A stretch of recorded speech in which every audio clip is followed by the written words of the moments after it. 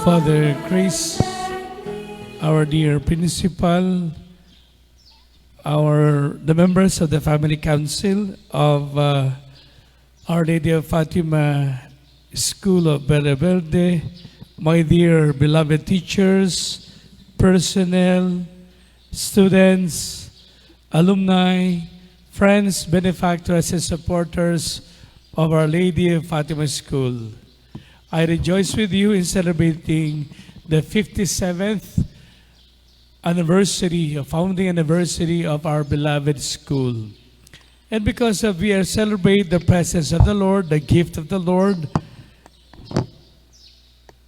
for everything that happened in this school, and we are offering the same sacrifices to honor Him. I'd like to invite you to please let us remember most especially those people whom God had called and generously responded to put up, to erect, to build this beautiful school that we have now, which is at this point in our town of Villaverde, is an institution that are still producing alumni for the service of our town and the whole Philippines at large. So let us be thankful to God for this gift of this school. Amen. Amen.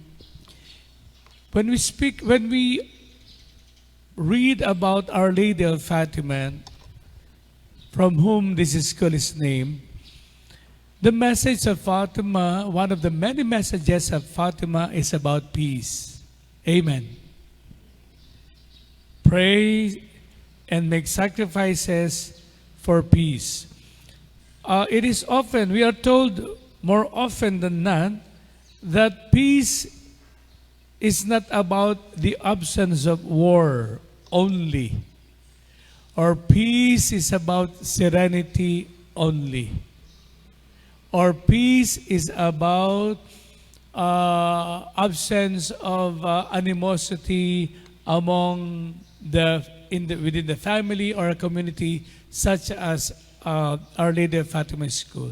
So again, we are told and we have learned that peace is not about the absence of war, but peace is about the presence of Christ in our hearts. Amen. So again, peace is not about absence. Peace is about presence. Presence of Christ in the hearts and minds of men. I believe that if there is a vision or a mission that each one of us, every learner, every student that we have, that will pass through our educational system, formation, and training, everybody must be a man and a woman of peace. Amen. Amen. No ako ay batang pari, napapansin ko yung mga pari noon sa amin, bakit merong magagalitin, merong pasensyoso, siyempre merong masipag. Kung may masipag, meron din tamad. Para lang guro yan. Ang mga guro, pwedeng masipag, pwedeng tamad, pwedeng palangiti, pwedeng palasimangot, no? Pero I was so intrigued. Why would priest be angry? I was as a sacristan, no? Nakikita ko, bakit ganon? Nagagalit si Father. So sabi ko sa isip ko, siguro napakarami talagang gawain. Dahil nga maraming gawain, nakakagalit, no? So yun ang nasa aking isip. Hanggang maging pare ako, so nung pare na ako, salamat sa Diyos, pwede palang hindi ka magagalit sa araw-araw ng ginawa ng Diyos. Ngayon, sabi ko siguro kaya ako hindi masyadong ganito dahil kakaunti lang ginagawa ko. Nagkataon naman nabigyan ako ng assignment sa dalawang malaking parokya at isang malaking eskwelahan. Nalaman ko din sa akin mula sa karanasan na pwede palang lumipat ang isang taon that you will not be bursting in anger. Sabi ko, siguro isang taon yon. Lumipas din yung pangalawang taon, wala pa rin short-fused, violent expression of anger. Lumipas ay ikataon, ikaapat, ikalima. Sabi, hanggang sa malaman ko, now I'm 35 years in the ministry as a priest, nalaman ko po na sa pagninilay, sa pagdarasal, yung palang trabaho, hindi mawawala. Yung palang nangyayari sa kalooban natin, ay hindi dahil sa kaunti ang ginagawa o maraming ginagawa. Totoo pala yun. It is not the absence of work or so much presence of work that will change our attitude. It is the presence of Christ in us. Bakit po? Kasi the presence of Christ in us will determine the course of our thinking, the course of our action, and the course of our decision making. Look at the gospel which we have heard about this today. Tingnan niyo po, the gospel is telling us sin is not just about committing bigger sins like killing, o sabihin natin adultery, o sabihin natin na pagnanakaw, pangangalan niya, pagmumura. Sabi dito, huwag niyo lang tingnan niyo na malalaking kasalanan. Tingnan niyo maging ang maliliit na ginagawa nating kasalanan na mula sa maliit na yan ay pagmumulan ng malaking bagay. Ano sinasabi dito? Yung pagiging magagalitin. Pwede po ba yun? Alam nyo, kami mga pari, lagi namin narinig ito sa bahagi na sasabihin natin, Father, nagkasala po ako. Ano kasalanan mo? Nagalit po ako. Sa totoo lang po, ang galit is a reaction. Para yung pag may bumagsak dyan, magugulat ka. Diba? Pag naman, pag ikaw ay nahihiya, namumula ka. Pag ikaw, yun yan, mga reactions, spontaneous reactions. And these are not regular thing that is happening to us. So ulitin ko po, yung po bang nakaramdam ka ng galit, kasalanan na? Sagot naman kayo. Inulit ko, kasi sinasabi natin sa pare, nagalit po ako. Sa totoo lang po, it is a feeling. And to feel about something is not yet a sin. It is not the feeling of anger that makes something sinful. Kasi natural po yun. It is about what we do with the feeling that we have and how we express this kind of negative feelings. Amen. Siyempre po, inulit ko po, anger is a negative feeling. So, hindi pa kasalanan yun. Halimbawa, nagmimisa po akong ganito, nagsasalita ako, may magulong estudyante doon. Nararamdaman ko yung galit. Pwede sa galit ko, magmura ako at paalisin. Yun ang kasalanan ko. O sa galit ng teacher, noong araw, yung mga teacher, di ba? Meron chalk, babatuhin.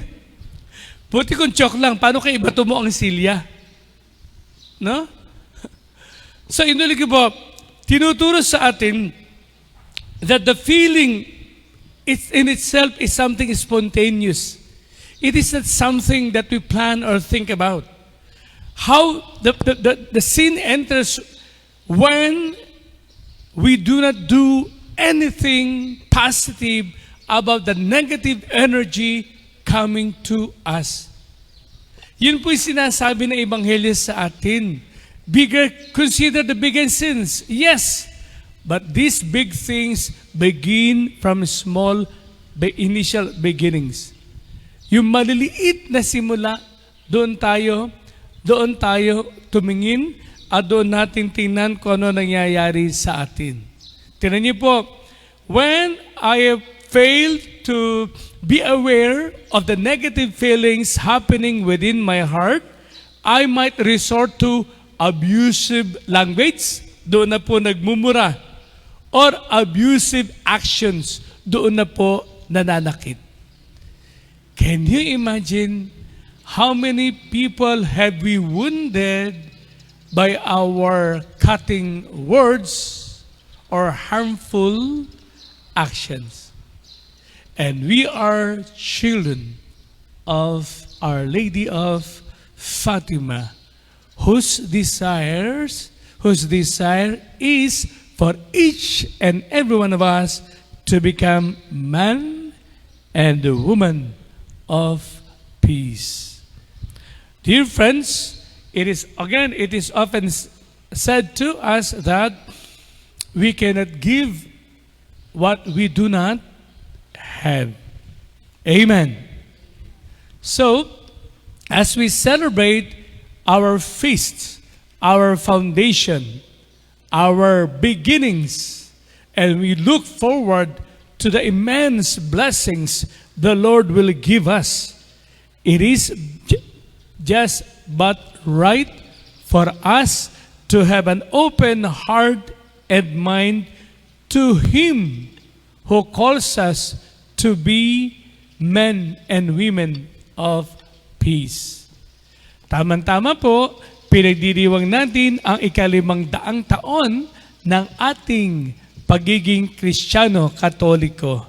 Napakaganda na pagtumugon tayo sa panawagan ng mahal na Diyos na tayo ay kanyang maging mga alagad, buhay na alagad, aktibong alagad sa ating magpapalaganap ng salita ng Diyos.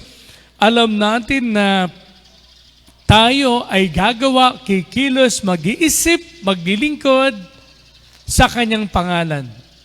And if there is something that defines the Lord Jesus is His peaceful heart. Ipinapako na, mamamatay na, pinapako, ang iniisip pa, ang kagalingan na iba. Lord, forgive them, for they do not know what they are doing.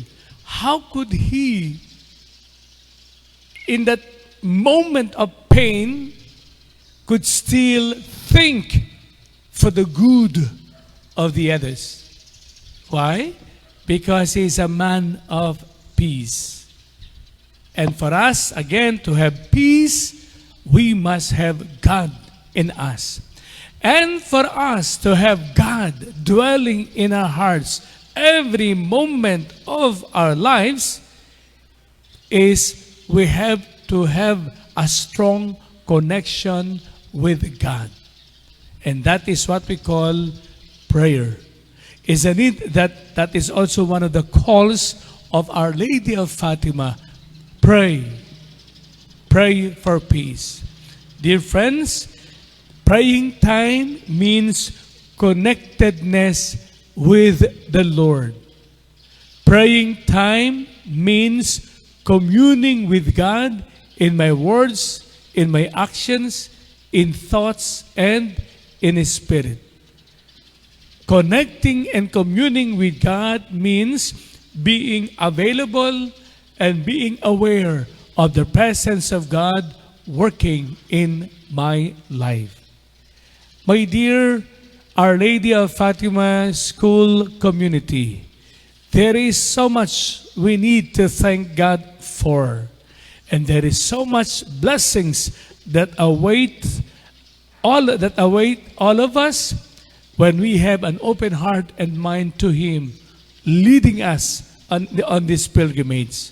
I pray that each one of us, led by our energetic director, Father Crispin, and our principal, and each one of us, as we move on to our celebration, may we always think of peace rooted in prayer, that the presence of Our Lady may be seen and heard and felt in us, especially among our pupils, our learners, our students, our alumni.